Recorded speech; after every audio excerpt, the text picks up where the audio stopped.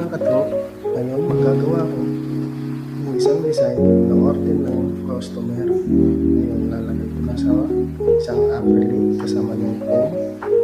Tapos lalagyan ko ng mga kato. Lalagyan ko nito ng mga bato kasi masila ng customer. Tapos gagawa ko ng board para sa magiging chocolate. So ngayon, isa ko paggawa ng chocolate. Tapos ito, pinili ko lang, nilagyan ko na kasi pang-application ito. Alam mo naman, suplada.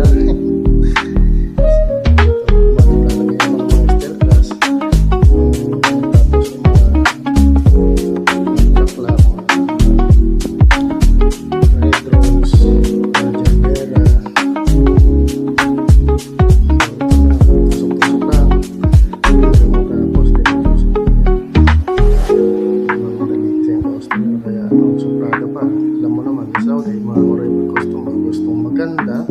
Ito na, finished product ko. Thank you.